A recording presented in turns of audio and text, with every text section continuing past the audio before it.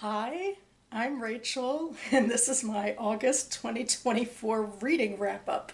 Now that we're more than halfway into September, it feels apropos to finally get this video out. Another thing I was waiting for was to finally write and post my August literary newsletter, which I'll link down below.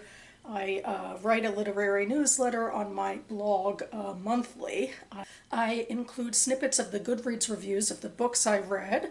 I have bookish news that caught my fancy. I have a book pick, a book quote, so check it out. And in this video, I'm going to talk about 6 books, the 6 I can talk about. You know, I'm also reading as a judge for the BookTube Prize Finals, but I cannot talk about those ones, but I have 6 others.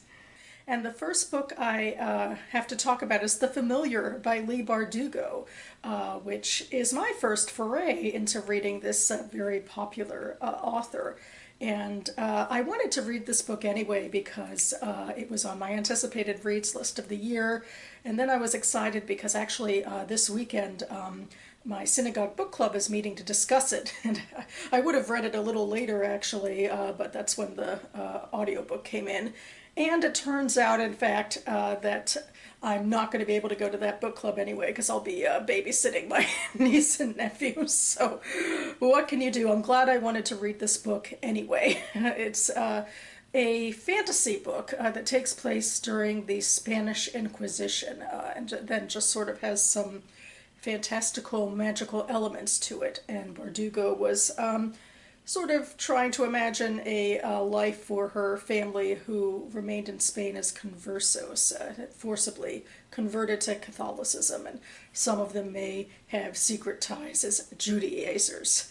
But mostly they're, the main character, Luisa, is just a girl trying to live her life, and has trouble because of her Jewish ancestry in that regard, and also just the travails of poverty. She's working as a servant and she ends up doing these little magic spells to help around the house a little bit, and her mistress Valentina finds out about it. And Valentina is someone who is like desperately looking for a little bit of clout and excitement in her life. She's someone with, you know, some financial means but not a whole lot, and is looking for, you know, social upward mobility.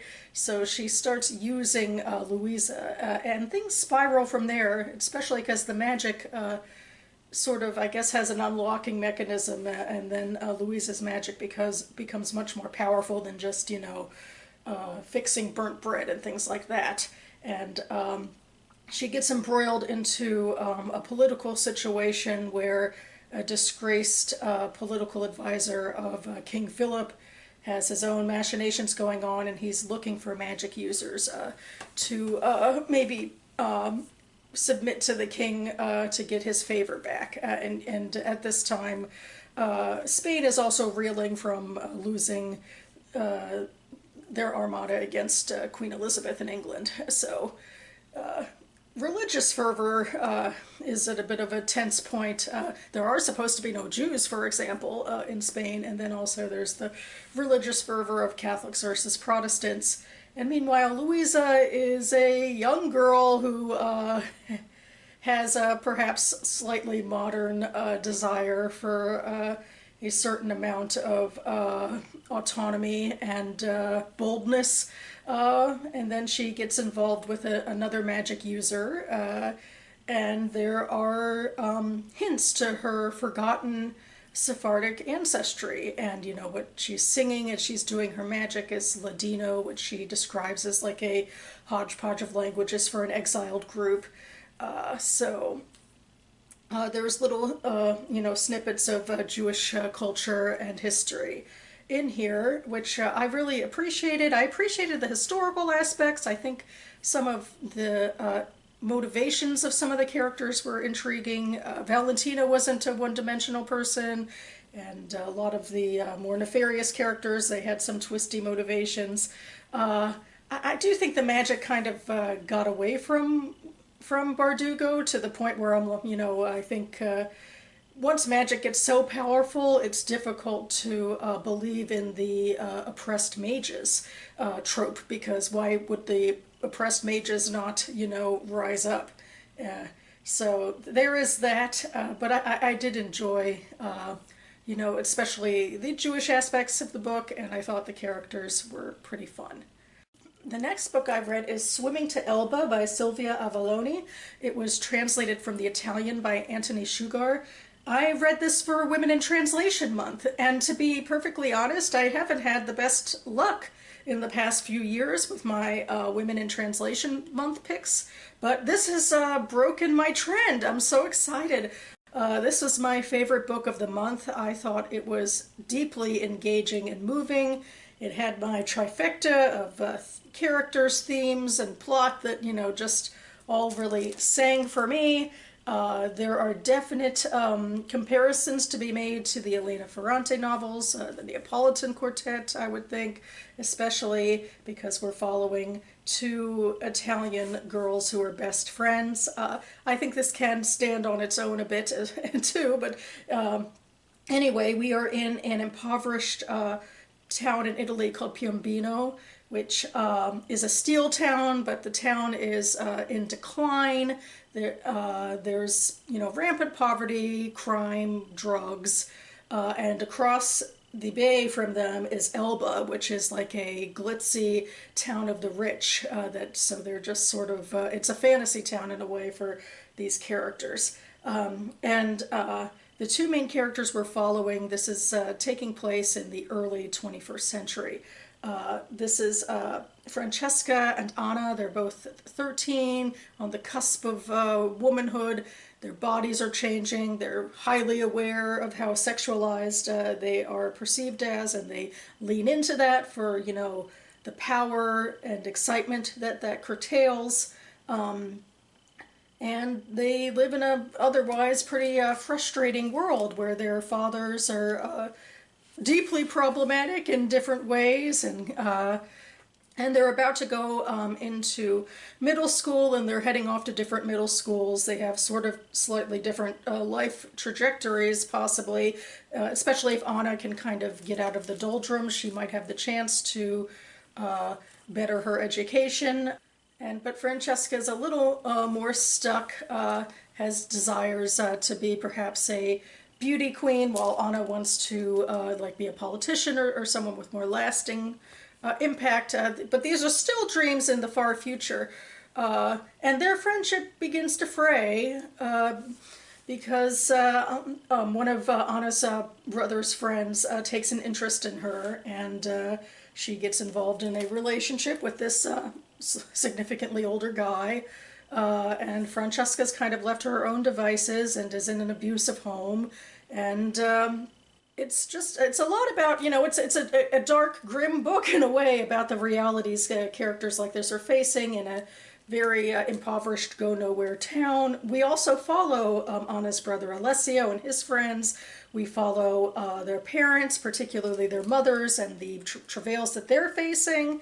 And real politics happen around the book, and we get to see the impact of, well, the specific economic realities of Piombino, and then like everything to broader like geopolitical realities, including the characters' reactions to 9/11. And it's very much, I think, a book that, although it can be very gritty and dark, I think these characters remain very three-dimensional. You can see that they're able to sort of rise above things without it feeling trite or unrealistic. I think there's a great balance here of how these characters live their lives realistically, but without this book being complete like misery porn either. And I just fell hook, line, and sinker. I thought there was so much compelling commentary and character work, and something that was both so universal, but there were some great Italian realities about life in Italy at this time as well, and the politics of Italy at this time as well. And yeah, so yeah, I mean, the similarities, especially to the beginning of the Neapolitan Quartet, like with two best friends in impoverished southern Italy during the post-World War II years. You can see some similarities there. Well, these characters and situations are their own as well, and I think this book even was long-listed or short-listed for the Strega Prize, one of Italy's preeminent prizes. I think this was even made into an Italian movie, although it seems to mostly focus on Alessio rather than the girls. And I would hope more of Avallone's work would be translated into English, just putting it out there for Italian speakers. Next, I've read The Imperial Wife by Irina Reyn. This is one of my top of the Goodreads books. It's been on my Goodreads TBR so long it got to the top of the list and I had to shave it off. This is a book that I found through the Jewish Book Council for some Jewish commentary. It's a dual narrative book. In one part, we're in, modernish New York, following a Soviet immigrant who is a art dealer and works in the auctioning world. And in the second story, we're following Catherine the Great, in part because the auction item of choice in this book was a relic that belonged to Catherine the Great, and also the main character, Tanya's husband, wrote a book about Catherine the Great. So we kind of get to see her life, Catherine the Great's life, play out in sweeping fashion from the time she arrived in Russia to about the time that she deposed her husband Peter. But frankly, to me, I feel like that was weaker. At the end of the story, especially because Reyn was, making it very explicit, we're supposed to see how Tanya, the main character, was comparing herself to Catherine the Great as like this ruthless immigrant who had to find her place. But I feel like it didn't fully come together for me, especially because Tanya, spoilers, kind of chooses her husband at the end. A lot of the meat of this story is that Tanya's husband leaves her, and Tanya is bereft about this, and she's like in a state of trying to decide who she is. She works in a cutthroat business. She is reaching out to newly made Russian oligarchs who she feels some connection to because they have some shared Soviet history, but at the same time she feels like different from them as well, that she isn't as cutthroat, and she's like debating, am I or am I not, and that sort of thing. And I just feel like that was the more intriguing story for me, especially because, it wasn't so spread out, so we actually got to spend time with her as a character, is like Tanya discovering who she is as a person and her relationship to her past and her work and her husband and all of that. And the Catherine the Great stuff, it was superfluous. I mean, putting that in as a dual narrative, like having, the relic in there is one thing, but I don't necessarily feel like this sprawling connection she made actually worked, and having to, go through Catherine the Great's life really worked.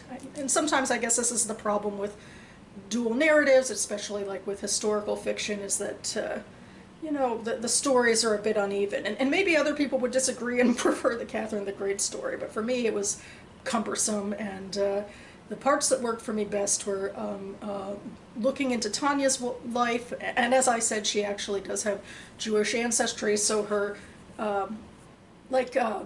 past as a Soviet Jew and her present as a Soviet Jew who is being courted by the American Jewish establishment, and there's questions of Soviet Jews trying to come back to Judaism after the culture and religion being suppressed, and how they fit in with the broader Jewish community.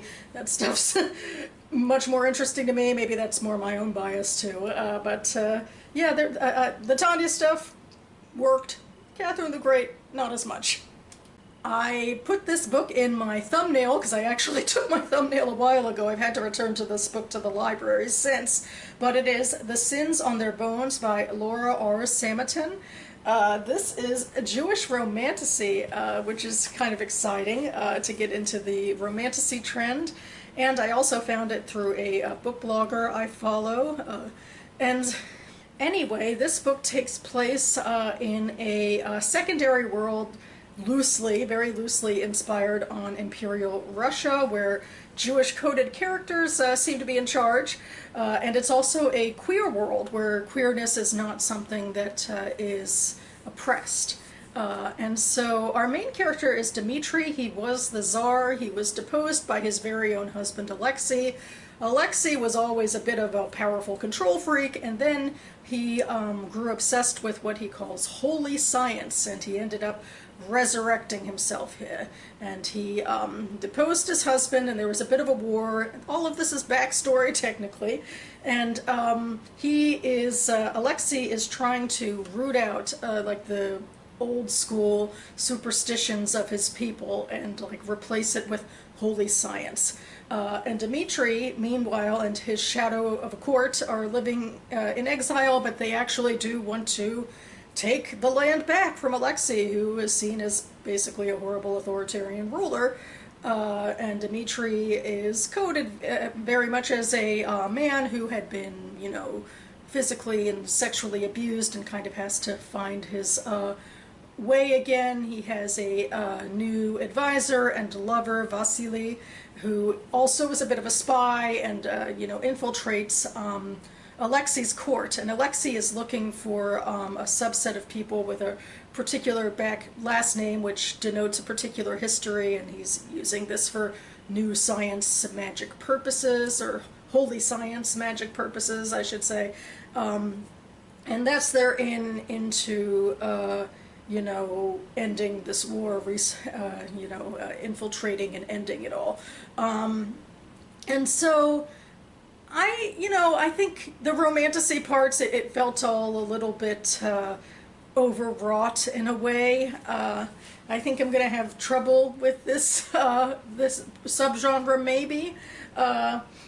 Otherwise, the world building was really thin, and I wasn't hugely a fan of that, so I feel like maybe I should stick in my lane of my, you know, high fantasy world building stuff. But it was really intriguing that Samotin was inspired by Jewish history, about the Jewish Enlightenment, which brought the Reform movement into being, and she ostensibly based holy science off of the Reform movement, because the Reform movement basically made Judaism more assimilated and more palatable, and Samotin was claiming that the more sort of homegrown superstitious parts of Judaism kind of went away because of the Reform movement. I don't know if I'd say that's a little bit of a sweeping statement, but then again, I haven't quite done the research she has done into how the more homegrown superstitious parts of Judaism and the folklorish parts, you know, kind of went out of style, and you would think that might have something at least to do with the advent of science, and also of Jews in some parts of Europe being more broadly accepted by their European neighbors and their Christian neighbors. What I don't think is that it translated well to the book, because if holy science is the Reform movement, it actually is what Samotin focused most on in terms of magic. There is some magic that the other side uses, but mostly it comes from the holy science.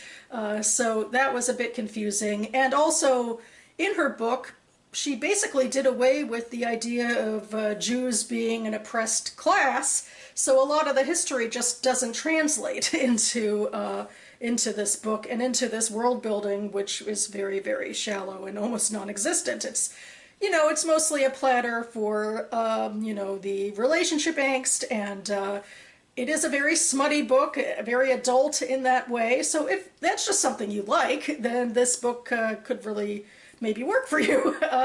But for me, I think I go to fan fiction sometimes for smutty purposes, but in terms of reading novels, I usually like something a little deeper. So at the end of the day, it actually was fun. I read it very fast, which was nice, but it's not something I think will stick with me. For my page 112 tag, I've read We Were the Lucky Ones by Georgia Hunter. I'm excited to get this one because I've had my eye on the Hulu miniseries, which I haven't watched yet, but I hope to very soon and write about it this month. But now I can compare it to the book. This is a Holocaust fiction based on the author's family history. Her family was incredibly lucky when it comes to Jews from Poland, because all of her grandfather's siblings and parents and him, and a lot of the husbands and wives of the siblings and their children, all survived the Holocaust. 9 out of 10 Jews in Poland did not, to say nothing of the rest of Europe. But yeah, this follows a lot of the characters going back and forth to see how they survived, because for most of the war they were separated to try to survive. Some tried to pass as Gentiles. One was able ultimately to escape Europe during the war. One was in a prisoner camp in Siberia, and it covers a lot of the history of the war. And I appreciate interstitial chapters, which like show how, you know, things were changing within, like, you know, who was winning what battle and what that often was doing to the Jewish communities who came under Nazi or Soviet control. And just a reminder just of how vast World War II history is, because even this is just a small snippet of it. I don't necessarily think the characters were bigger than the plot. The plot for me was obviously very engaging. It's a survival story. It talks about the trauma and lost history of Ashkenazi Jews, and it does, as the title spoils, kind of have a bit of a happy ending, that they are able to survive and come together.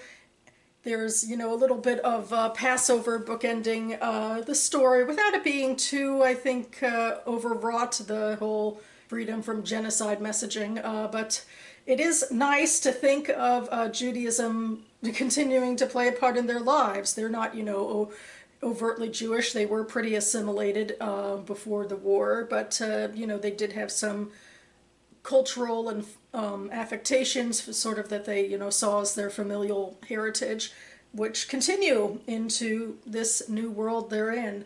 And so I'm very grateful that Hunter was able to do the research and write about a lot of this history and characters who, I mean, even if they don't exist beyond the plot, they were still, you know, compelling to follow in their plots. And had some, you know, a little bit of dimension. And I'm very much looking forward to watching the miniseries and seeing what they do with it. And the final book I have to talk about is The Mercy of Gods by James S. A. Corey, which I've been holding up in a couple videos lately. I hauled it, I got it signed at the National Book Fest, and I had to go ahead and read it. It is the start of a brand new series by these authors who wrote The Expanse together. There are similarities, there's differences. This is definitely more of a, you know, loose science space opera, although we are predominantly following biologists, so they can't get away from their hard science roots entirely. So this book is about humanity's defeat. Although in this book, we humans are living on a new world, and we seem to have forgotten a lot of our past history, which I assume has something to do with leaving Earth. I can't help but wonder if it is the same universe as The Expanse after all. Maybe they're, you know, on one of the ring worlds or something. But anyway, we start and we get to know this group of biologists who are working on a project together, and they have like a lot of sort of academic and funding and sort of society issues, which I appreciated, you know, for setting up the world and reminding us that these people had full lives before the Carrick's invasion, but also it does set up things in the actual story where after the Carrick's invade, the Carrick's completely overtake humans very easily. They see humans as, you know, an inferior subspecies who has to prove their worth in order to survive, and their worth to this Carrick's empire. And the Carrick's actually do research and find out about this biology group, and they take them and a bunch of other people for different reasons to a prison planet, and the biologist group is set to, you know, doing tasks for them. But, you know, there's also a question of, like, what is the Carrick's real goal? And this group of academics is often very single-minded in what they're doing, and they can't see the broader picture of their new reality. But the main character, Daffod, who is kind of a nepo baby in the group, he maybe has a little bit of a broader understanding of reality than the eggheads, or the fool eggheads, I guess, and so he kind of is able to become their de facto leader, kind of taking over from the old leader. It's not that simplistic, really, but it is interesting commentary about trying to understand a new world. I do feel like some of what the characters were saying in here was a little, you know, eyebrow archy. Like, I do feel like, you know, you don't have to be completely overtaken by aliens you didn't know you existed to be, you know, an oppressed class living with trauma. Like, reading this alongside a Holocaust book, you could definitely see similarities. But I enjoyed the world building. I enjoyed the characters. I have to admit, I wonder if I'm going to fall more for the book characters in this series because I'm actually reading these books first. Well, I don't even know if there'll be an adaptation, but in the case of The Expanse, I saw the show first, and I think that colored things for me. But I enjoyed these characters. You know, there was a funny, witty guy. There was a woman who was dealing with a mood disorder.